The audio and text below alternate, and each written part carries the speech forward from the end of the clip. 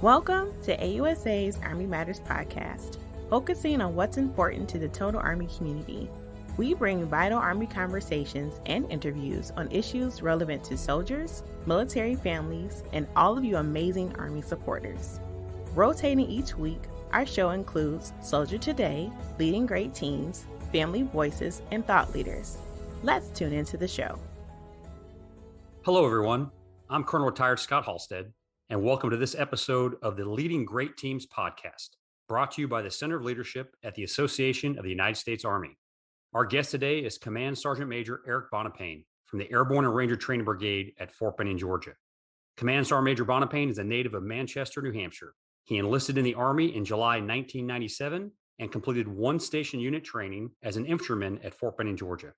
He served in every leadership position from fire team leader to brigade command sergeant major.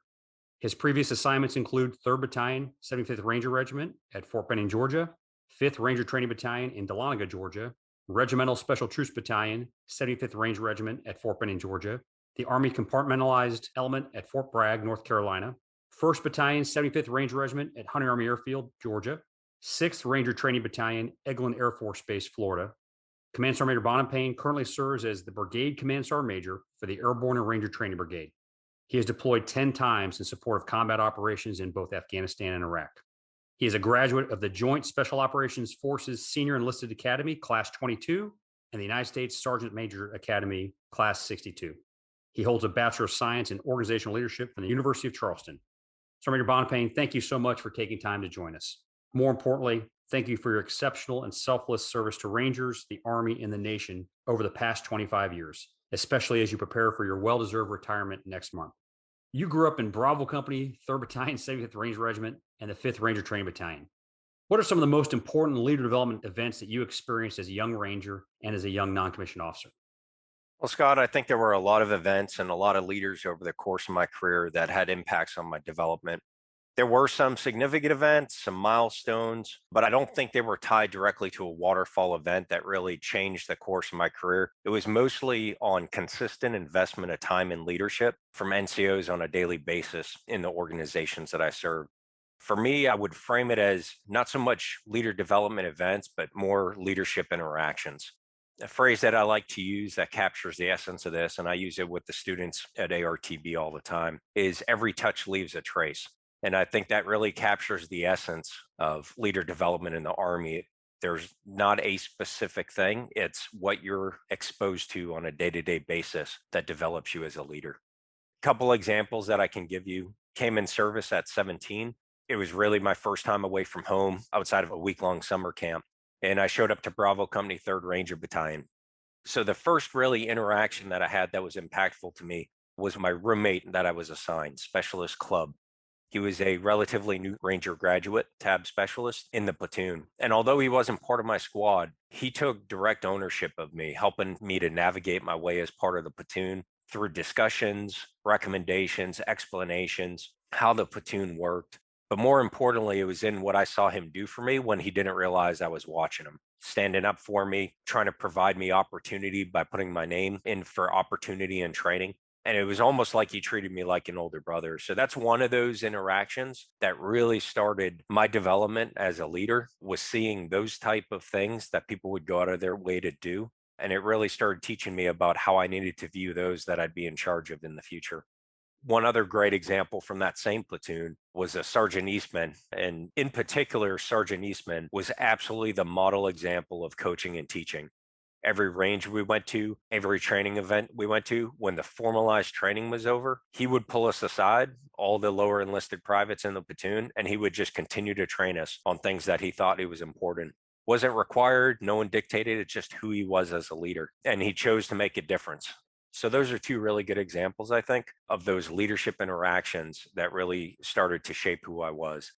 I'll add one more. And that's when I went from 3rd Ranger Battalion after 5 years and requested to go be a Ranger instructor up at 5th Ranger Training Battalion in Dahlonega. Having come from the Ranger Regiment, there was a lot of similar mindset. You know, the culture was very well established. So it was my first time outside of that environment. And I went from being in a platoon where I answered to one sergeant first class and had several staff sergeants as peers to being put as part of the organization and a unit that I was now directly involved with on a day-to-day basis of upwards of 25 non-commissioned officers, all of which had already completed their requisite critical development time as either squad leaders or platoon sergeants. And what I really gained from those interactions was that the Army is absolutely more than the sum of its parts, that the perspective that people bring from every unit and every organization is beneficial. And it's about looking for opportunity to include others that really solidified my understanding of that before I went back to the regiment. And I'd say the interactions that made the largest impact on me throughout my career were those interactions that I really firmly believe that the NCOs did not view my development as a problem to solve, but they looked at it as an opportunity to teach me and develop me to be a better leader. I read sort of the executive summary of your assignment history, your biography for our listeners, but really, and I know this because we've served together, you've spent your entire career in the 75th Ranger Regiment or directly supporting the 75th Ranger Regiment or in the Airborne Ranger Training Brigade. And so in your current duties as the Brigade Command Sergeant Major, how much of the way you grew up do you look back at, what you learned about yourself and building great teams as the Battalion Command Sergeant Major of the Florida phase of Ranger School, and then really what you learned, as you just described, as a Ranger instructor in the Mountain phase of Ranger School? How do those things tie together over the arc of your career? I think they all complemented each other very well. I think because of the community, the experience that I've had, I've never been in an organization that I wasn't surrounded by predominantly all Ranger qualified leaders. So I think when you look at the talent, the type of people that volunteer to either one, serve in the Ranger Regiment, or two, go to Ranger School, there's a lot of commonality between the personality types, between the drive, the initiative, the values, the work ethic. So I think when you take all those together, they complemented, and there was nothing that took away from my experiences coming up through those different positions. I think they serve to provide me perspective, which I think is very important. I had experienced, when you're talking in the Airborne and Ranger Training Brigade, being an instructor, going through the certification, walking with the students, the day-to-day grind that entails, and the opportunity that it is to pour into future Army leaders, then coupled with a battalion CSM in ARTB, where I was able to see the instructor development program, directly guide and steer that for the instructors that were going to be doing the instructor duties. And then all the way up to the brigade, where now I get to observe and help develop and manage the instructor certification across all three Ranger training battalions, but also first to the 507th for both the basic airborne course instructors and the Jumpmaster instructors. So, Sergeant Major, one of the things I don't think we talk about enough in our Army is the role that senior non-commissioned officers play. We know they develop other sergeants, and we know they develop great soldiers. My role models growing up over 30 years in the Army were almost entirely sergeants. And so can you talk a little bit about your thoughts on the role of a senior non-commissioned officer and how they develop not only great teams, but their officer counterparts? Absolutely. And I think that's really an important question to get after. I think that my view of that specific question has changed over time, and I think rightfully so, based on perspective and the positions that I've held. I think you can easily try to answer that with a list of what to do and when to do it. But I think more than that, conceptually, the senior NCO's role is leading organizations and pursuing excellence while taking care of soldiers and doing it. I think that at each different level, senior NCOs are focused on different things. At the platoon level, the sergeant first class, that first rank as a senior NCO, it's much more technical, tactical, down and in. So there's different methods and there's different areas of focus for him compared to a company first sergeant, compared to a battalion CSM and a brigade CSM. I think ultimately, when you boil it down, our role is to create an improved version of us that's going to eventually replace us. And I think that's where the value of senior NCOs come in. We have the experience to be able to look at a situation, a same situation that a junior NCO or junior officer will look at, but we're looking at short-term and long-term effects on both the individual and the organization. And I think when we take our experience and we interact and engage with those junior leaders, we provide them a perspective that only time allows you to gain.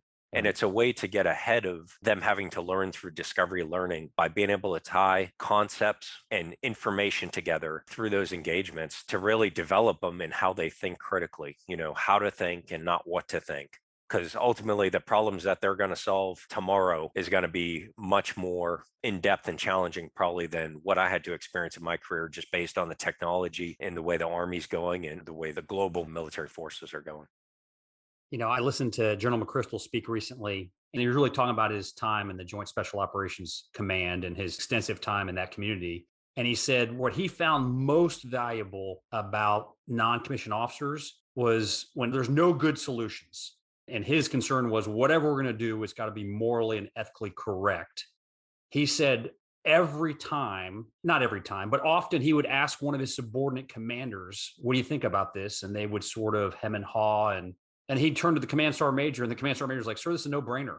We either cannot do that, and here's why, or we must do that, and here's why. And so that clarity of conviction based upon the moral, ethical background of a senior non-commissioned officer, he said it was the most valuable thing he had as a commander, where he knew if his judgment was clouded, he could turn to his command sergeant major or operations sergeant major and say, what do you think? And every time would get the right answer in terms of how to execute a delicate mission. And so that speaks volumes to what you just described, that the longer you've served in the Army, you can frame and solve complex problems that maybe you couldn't do as a sergeant or staff sergeant, but all these years of experience, training yourself, training others in multiple tours in combat, you get to be able to focus on really what's the heart of the matter, and then advise your commander. Here's how we can best accomplish the mission within, what we stand for as American soldiers. So I appreciate your feedback there.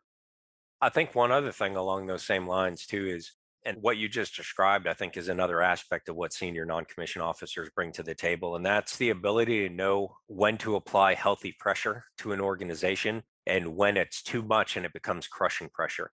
Healthy pressure is always beneficial to get after what you just talked about. When decisions have to be made, when there's stress, when there's ambiguous situations, it's how did you prepare for that during training? And I think senior NCOs know, based on individuals, how much pressure they can apply to be able to stimulate growth in an individual by pushing him beyond where he's comfortable operating at. The base training is very important, but it's in those times, whether it's a junior officer or junior NCO, when he's pushed to do something he's not comfortable doing, and then he comes out on the other side and he sees he was successful, and it builds confidence and it enables him to be a better leader going down the road. Right. I've been blessed to serve with incredible senior non-commissioned officers throughout my career who behind closed doors would tell me, if we do that way, it's going to hurt really bad. It'll work. We'll accomplish the mission, but it's going to hurt. Would you consider this? And I can look back throughout my career, and in the few times I was bullheaded and said, no, we're going to do it my way. My platoon sergeant, my first sergeant, my command sergeant major, he stood alongside me. We learned some hard lessons together. But the times I did listen, I would look over at him and sort of smile on his face going, trust me, we're going to get this done. We're going to accomplish the mission every time. We'll minimize the risk to the force if you listen to me. And so that has certainly been a thread in my career. And I appreciate what you've done for your organizations and your commanders over the span of your 25-year career. Have you purchased your AUSA swag yet? Be proud to show your support for AUSA, which in turn shows your support for the U.S. Army and our soldiers. Check out all AUSA swag at shop.ausa.org. And so as Command Sergeant Bonapane explained, there's 4 battalions. There's the Benning phase, the Mountain phase, and the Swamp phase of Ranger School, 4th, 5th, and 6th Ranger Training Battalions. And then for some of our older listeners, the 1st Battalion, the 507th Parachute Infantry Regiment, is also a key part of the Airborne and Ranger Training Brigade. And they run the Basic Airborne course and the Jumpmaster course. So the mission of the Airborne and Ranger Training Brigade is to conduct transformational training to develop and deliver competent and capable Rangers, Parachutists, Jumpmasters, and Reconnaissance Leaders to enable the U.S. Army and the Joint Force to prevail in combat. So Sergeant Major, let's transition to really what you're doing now as the senior non-commissioned officer in the Airborne and Ranger Training Brigade. Can you talk about some of the brigade level leader development programs that you're responsible for? You talked a little bit about what you and I would call RITEP, but some other things you do to certify leaders and then get them prepared to excel in their current duty positions, and then what they're going to do when they depart the ARTB and go serve as company first sergeants and battalion level operations sergeant majors and command sergeant majors in the near future. So with our brigade, as you alluded to, it's broken down over 3 different geographic locations. So our leader development, it's very hard to do a traditional LPD style leader development because it's hard to pull all the leaders that would be our normal target audience of commanders and first sergeants together at one time. because at any given time, we have multiple courses being run, and those leaders are required at key events to ensure the safety and the proper execution of training. The brigade leader development is kind of broken down really into two distinct categories, I would call them. One would be mission focused or focused on developing our instructors as leaders performing their job in the brigade. And then the other is the professional development as preparing them to go back out to the operational force. Our population, like I said, typically, most units would focus 2 levels down. All of our Sergeant First classes are post-platoon sergeants. Our company commanders are second-time commanders. These staff sergeants are all senior staff sergeants. So when you look at that population, a vast majority of our senior NCOs are what would be our target population when they go back out to the operational force. So we actually spend a little bit more time and focus on the instructors as well as just the company commanders and first sergeant. So starting off really the mission-focused leader development that we do within the brigade, we have 3 different programs. When we get an instructor, as I alluded to earlier, staff sergeants have already done 24 months as a squad leader. Sergeant first classes have already done 24 months as a platoon sergeant in the operational force. So we're getting very experienced, successful leaders as a foundation to start building on. We always like saying we don't build the best instructors in the Army. We're simply providing the tools to enable successful leaders to be able to best convey their experiences and their knowledge to a student population, of which a lot of these NCOs have never been a formal instructor before. So our program is very in-depth. It takes 90 to 120 days. You have RITEP, Ranger Instructor Training and Education Program, the India, which is the Basic Airborne Course Program, and Tango, which is Jumpmaster Program. All of them fit within the 90 to 120 days. And during that, we were pairing them with senior mentors, so senior Ranger instructors or airborne instructors. So not only are they getting a classroom portion, not only are they getting certified as an Army instructor, not only are they passing all the same physical standards of the course that they're going to instruct, but they're also paired, and most importantly, with those instructors that have been around several years that are able to talk them through what they're going to see with the varying populations of students that we see, both for challenges and then also to be able to guide them into opportunity of how you capitalize on the training time you do have to best instruct the students for the course they're here for. And then we really focus on professionalism at all times and purpose behind everything we do. And ultimately, everything that they learn in that course and over the subsequent 3 years of assignment really enables them to be a better leader when they go to the operational force in and of itself. They're experts in small unit tactics or airborne operations. They're professional Army instructors that know how to deliver effective training, and they know how to relate to and deal with a more junior population. So all around, that's the brigade focus for the specific task of being an instructor. 90 to 120 days of deliberate training and mentorship. And then throughout most of our programs, they're never by themselves. So as iron sharpens iron, they're paired with other experienced non-commissioned officers and officers that they're conducting their duties with, that they're learning from. So that's one aspect of the leader development. The other aspect is the professional piece of it. We run company commander and first sergeant LPDs where we will pull every one of them from the brigade in to Fort Benning, conduct PT. The LPDs are not, because of the wide range of training that they conduct, they're not specifically task-oriented. It's more leadership discussions, conceptual thinking, critical thinking, and getting them to talk about leadership issues. So we do that periodically, on average about twice a year, just because of the challenge of pulling everyone in. We do monthly engagements where the commander and I will travel around to each of the camps, and we will engage with not only commanders and first sergeants, but also with the instructor population, the center of gravity within the brigade. And it's really taking opportunity of persistent engagement to just reinforce the principles that ARTB operates by. And like I said, if you boil all of it down, it's professionalism at all times, and it's a purpose behind every single action we take with a objective standard.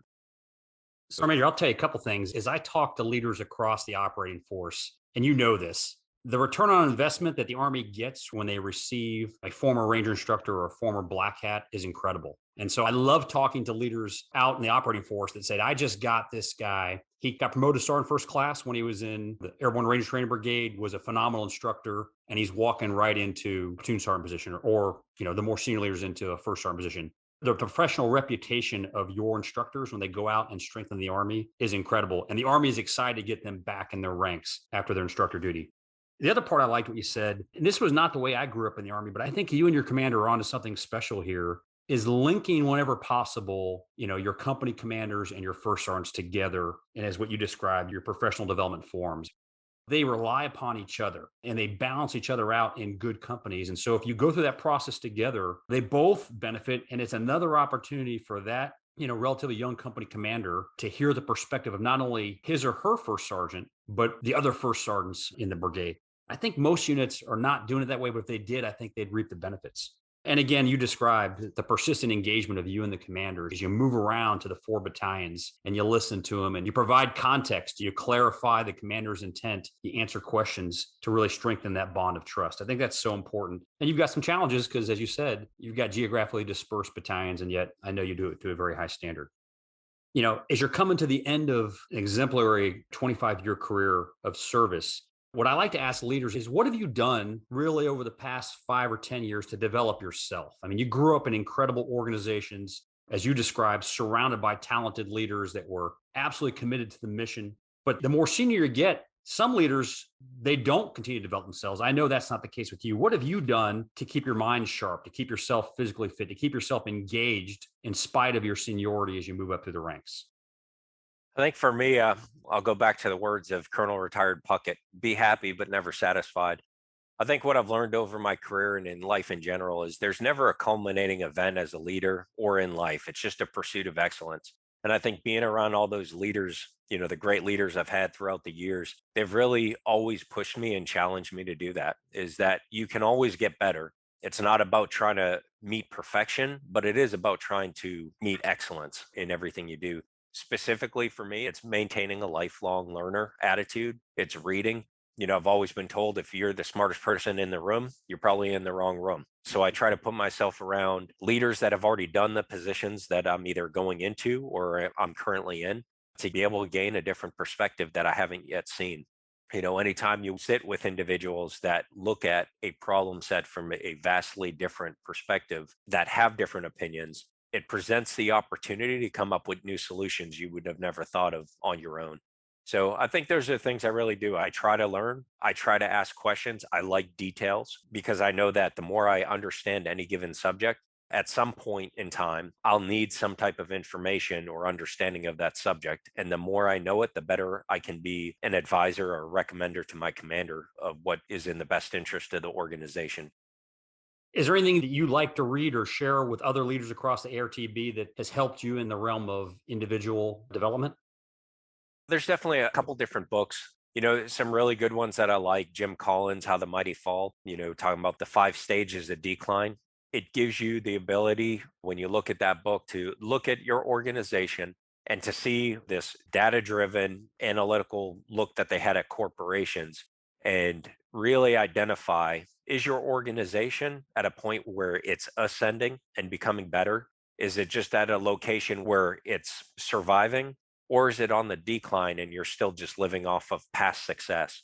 Major General Hodney has a statement that kind of captures what that book says, and he calls it the 4 C's of catastrophe. When you become competent in what you're doing, you gain confidence.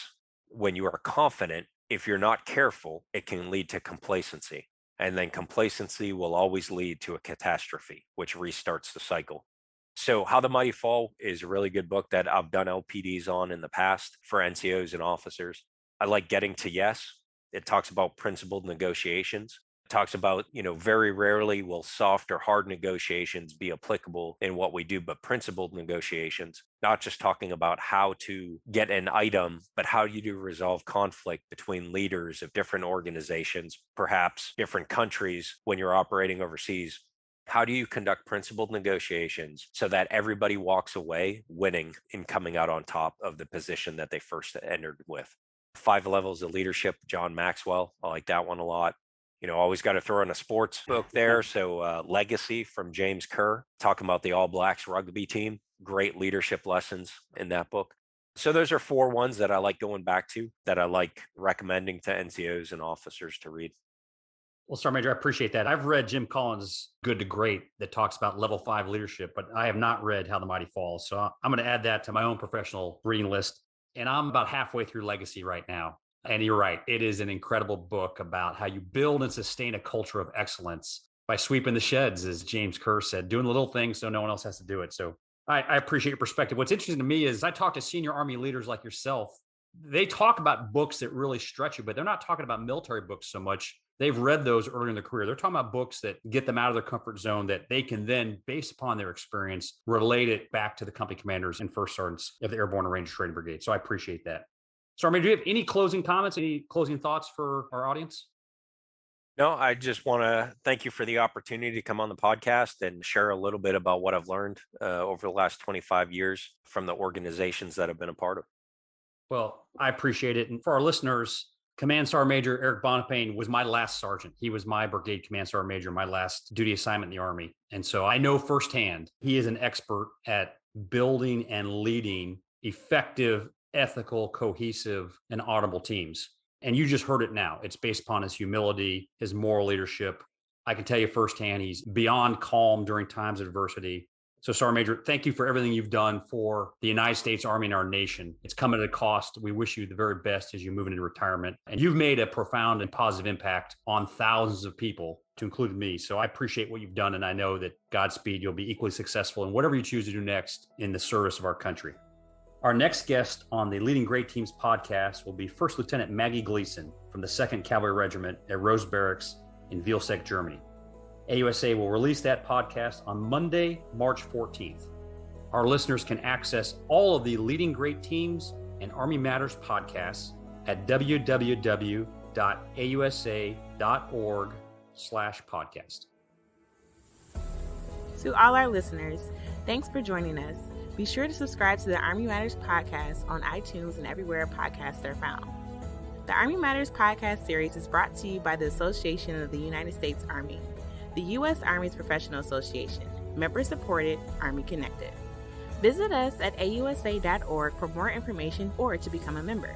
Your membership helps AUSA continue to carry out its mission to educate, inform, and connect with the total Army, our industry partners, and our supporters of a strong national defense. For questions or to provide topic recommendations, email us at podcast@ausa.org. Have a great Army Day. Hua.